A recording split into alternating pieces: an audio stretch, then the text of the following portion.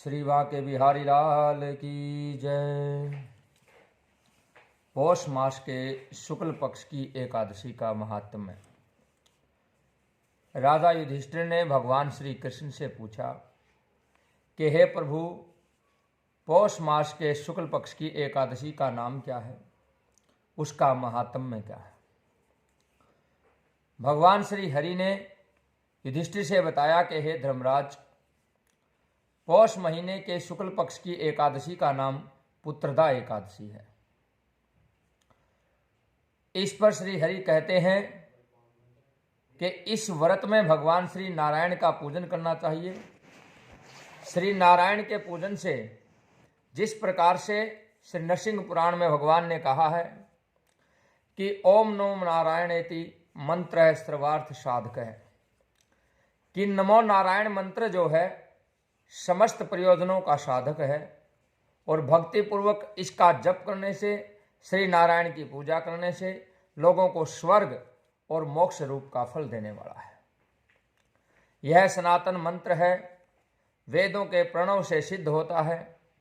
यह सभी मंत्रों में उत्तम है और श्री संपन्न और संपूर्ण पापों को नष्ट करने वाला है।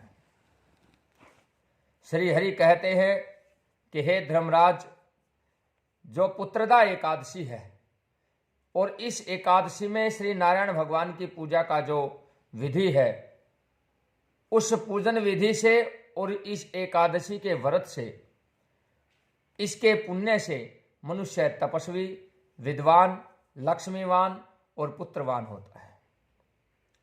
भगवान कहते हैं कि भद्रावती नगरी में सुकेतु नाम का एक राजा राज्य करता था।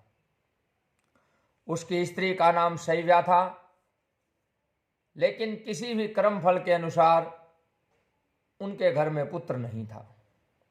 राजा इस बात को समझते थे और राजा और रानी दोनों अत्यंत दुखी रहते थे। उन्हें चिंता रहती थी, पुत्र ना होने का दुख रहता था, क्योंकि वो समझते थे, विद्वानों द्वारा, ब्राह्मणों द्वारा, गुरु द्वारा ये बताया गया था कि जो पुत्रहीन राजा होता है उसके द्वारा दिए गए पिंड भी पितृ रो रो करके लेते हैं। पुन्नाम नरक से तारने के लिए पुत्र की आवश्यकता होती है। वे सोचा करते थे कि हमारे बाद हमें कौन पिंड देगा, कौन पितरों की पूजा करेगा, कौन हमारा अंत्यक्रम इत्यादि कार्य करेगा। और इतना बड़ा राज्य, इतना वैभव भी उन्हें अच्छा नहीं लगता था। एकमात्र कारण था कि पुत्रहीन होना। बिना पुत्र के पितरों और देवताओं से उन्न नहीं हो सकते। इसलिए राजा समझता था कि मुझे पुत्र की उत्पत्ति के लिए प्रयत्न करना चाहिए। इस तरह राजा और रानी दोनों दिन रात चिंता करते थे, चिंतित रहते थे। एक दिन तो राजा ने अपने शरीर को त्यागने की कोशिश की, त्यागने के लिए सोचा, और इसी कारण से वो निराश रहने लगे। लेकिन मन के अंदर श्री हरि ये प्रेरणा देते थे कि आत्महत्या, आत्मदाह पाप है, इससे आत्मघात करने से नरक की प्राप्ति होगी। लेकिन एक दिन इस तरह का विचार करके राजा वन में गया। राजा घोड़े पर सवार होकर के वन में पक्षियों और वृक्षों को देखने लगा। हाथी अपने बच्चों और हथनियों के बीच में घूम रहे हैं। राजा सोच विचार में लग गया और प्यास के कारण अत्यंत बेचैन होने लगा। पानी की तलाश में आगे बढ़ा। कुछ ही आगे जाने पर उसे एक सरोवर दिखाई दिया। उस सरोवर के चारों तरफ महात्माओं के, मुनियों के आश्रम थे। उस राजा के दाहिने अंग फड़कने लगे। उनके मन में ये विचार आने लगा कि ऋषियों से अपने इस दुख के बारे में, अपने इस दर्द के विषय में बात करनी चाहिए। वो ऋषियों को देख करके घोड़े से नीचे उतरा, दंडवत प्रणाम किया, मुनीश्वरों से उनके सम्मुख बैठ गया। राजा को देख करके मुनीश्वर बोले, हे राजन, हम तुमसे अत्यंत प्रसन्न हैं, तुम इस जगह पर कैसे आए। इस पर राजा ने उनसे पूछा, हे मुनीश्वरों, आप कौन हैं, यहाँ किस लिए आए हैं। मुनि बोले, हे राजन, आज पुत्र की इच्छा रखने वाले को संतान देने वाली पुत्रदा एकादशी है। हम लोग विश्वदेव हैं, इस सरोवर पर स्नान करने आए हैं। इस पर राजा ने कहा कि हे मुनीश्वरों, मेरे घर भी पुत्र नहीं है, मैं भी पुत्रहीन हूं। यदि आप मुझ पर प्रसन्न हैं तो मुझे पुत्र दीजिए।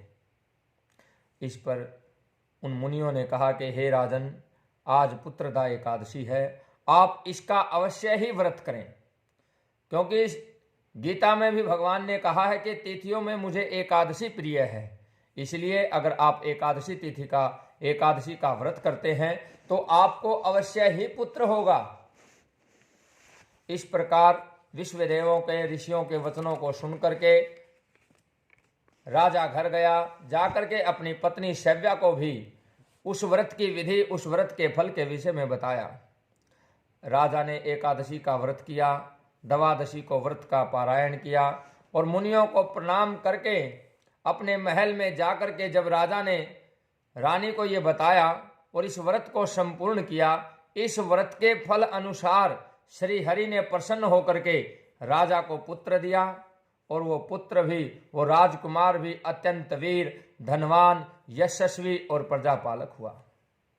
श्री हरि कहते हैं कि पुत्रदा एकादशी के दिन जो श्रीमन नारायण भगवान का नारायण की पूजा करता है और अष्टाक्षर मंत्र जो मुक्तिदायक है, उस अष्टाक्षर मंत्र का जाप करता है, श्री नारायण की पूजा करता है, उसे इस लोक में तो पुत्र आदि की प्राप्ति होती ही है, अंत में मोक्ष की प्राप्ति भी होती है।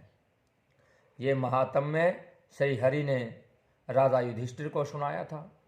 आप सब ने इस एकादशी तिथि का व्रत किया। सभी को एकादशी तिथि को, किसी भी एकादशी तिथि को, महीने की दोनों पक्ष की जो एकादशियां हैं, इनका व्रत करना चाहिए। सभी मिलकर के श्री हरि का नाम लेंगे, श्री हरि का पूजन करेंगे और सभी मेरे साथ एक साथ श्री राम नाम की धुन गाएंगे। राम राम भज, राम राम भज, राम राम भज भाई, सुगम सरल सुंदर दो अक्षर, सुखदाई वरदाई। सुगम सुघर सुंदर दो अक्षर, सुखदाई वरदाई। राम राम भज, राम राम भज, राम राम भज भाई, सुगम सुघर सुंदर दो अक्षर, सुखदाई वरदाई। सुगम सुघर सुंदर दो अक्षर, सुखदाई वरदाई। सुर नर मुनि जन निर्मल मन से भजन करें दिन राते। सुर नर मुनि जन निर्मल मन से भजन करें दिन राती। सहे सरलतम विधि है जिससे भव बाधा मिट जाती। सहे सरलतम विधि है जिससे भव बाधा मिट जाती। आदि काल से राम भजन की, आदि काल से राम भजन की महिमा सबने गाई। सुगम सुघर सुंदर दो अक्षर, सुखदाई वरदाई। सुगम सुघर सुंदर दो अक्षर, सुखदाई वरदाई। राम राम भज, राम राम भज, राम राम भज भाई। सुगम सुघर सुंदर दो अक्षर, सुखदाई वरदाई। सुगम सुघर सुंदर दो अक्षर, सुखदाई वरदाई। जिस पे होती कृपा राम की, भजन उसी को भाता। जिस पे होती कृपा राम की, भजन उसी को भाता। जगत प्रपंच पार कर वो नर, श्री चरणों में जाता। जगत प्रपंच पार कर वो नर, श्री चरणों में जाता। पावन परम प्रभु पद पंकज, पावन परम प्रभु पद पंकज में ही मुक्ति समाई। सुगम सुघर सुंदर दो अक्षर, सुखदाई वरदाई। सुगम सुघर सुंदर दो अक्षर, सुखदाई वरदाई। राम राम भज, राम राम भज, राम राम भज भाई। सुगम सुघर सुंदर दो अक्षर, सुखदाई वरदाई। सुगम सुघर सुंदर दो अक्षर, सुखदाई वरदाई। ओम नमो नारायण।